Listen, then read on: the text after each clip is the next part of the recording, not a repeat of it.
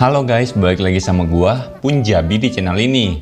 Kali ini gue bakal bahas buat episode 8 dari series Layangan Putus yang bakal tayang minggu depan. Oh ya, buat kalian yang belum nonton videonya, kalian bisa nonton di officialnya ya. Di sini gue bakal bahas apa-apa aja yang bakal keluar di episode 8 nanti. Nah, buat kalian yang baru gabung di channel ini, jangan lupa klik subscribe dan aktifin lonceng notifikasinya, biar nggak ketinggalan update terbaru dari channel ini. Cerita berlanjut dari Kinan yang udah ngejebak Mas Aris dan Lydia makan di sebuah restoran.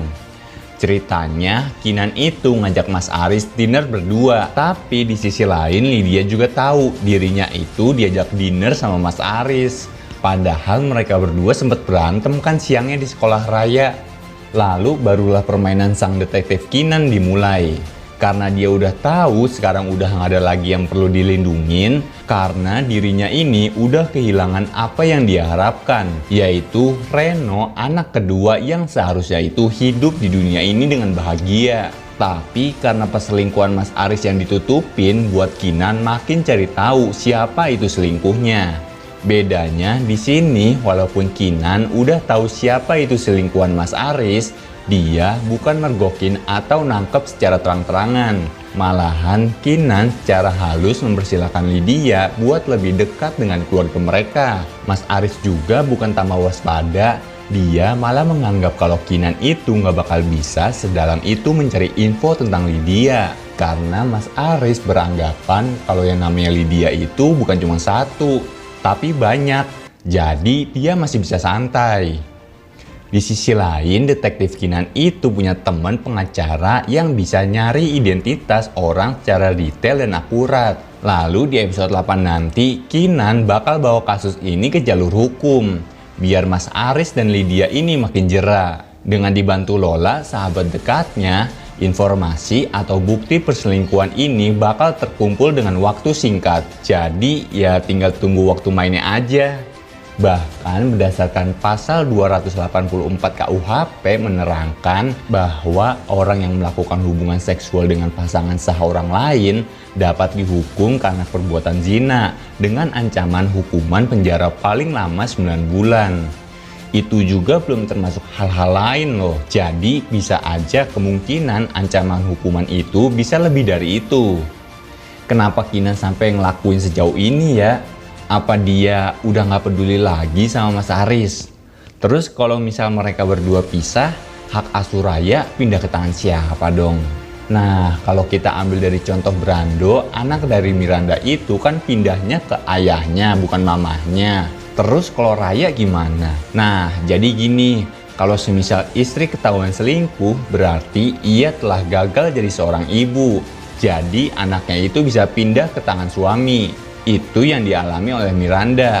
Tapi kan kalau Kinan dan Mas Aris itu yang ketahuan selingkuh Mas Aris. Jadi otomatis hak asuh Raya bakal pindah ke tangan mamahnya. Aturan itu juga udah tertulis di perundang-undangan. Toh Raya juga lebih sayang sama mamahnya kan dibandingkan sama ayahnya. Di sisi lain, Mas Aris lagi ngobrol sama Lydia kalau Kinan itu bakal ngebawa kasus ini ke pengadilan. Lalu Lydia pun bilang, jahat banget sih. Dia nggak jahat, dia kalau misal Lydia bilang Kinan itu jahat, terus Lydia itu sendiri apa dong kira-kira?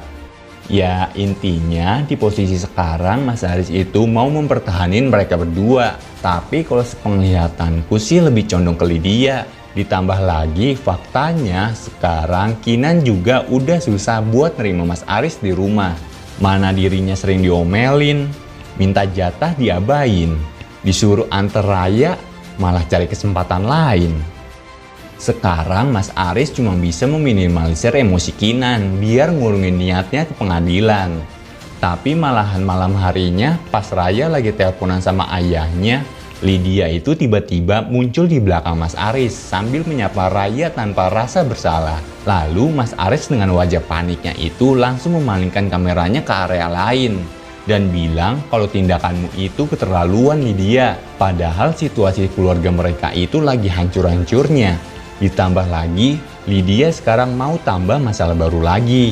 Di sisi lain, Kinan ngejelasin kalau wanita yang dikira Raya itu adalah Miss Lydia. Kinan bilang kalau wanita itu bukan Miss Lydia, melainkan teman bisnisnya Mas Aris. Dengan wajah yang curiga, Raya memandangi mamahnya yang seakan-akan lagi menutupi masalah dan nyembunyiin rahasianya di depan anaknya.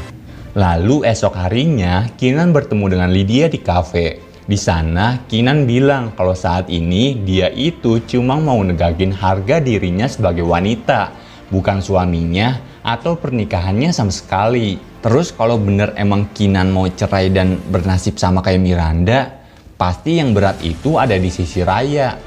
Karena di umurnya saat ini, dia udah dapet cobaan hidup yang berat, udah kehilangan adeknya, dan kini bakal berpisah dengan ayahnya.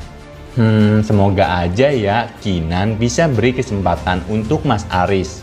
Ya walaupun itu berat. Kemudian esok harinya sekarang Lydia yang nemuin Kinan. Mungkin karena efek takut kena pidana atau memang dia udah sadar akan perbuatannya, Lydia pun minta waktu ke Kinan untuk mau ngedengar penjelasannya dari sudut pandang Lydia.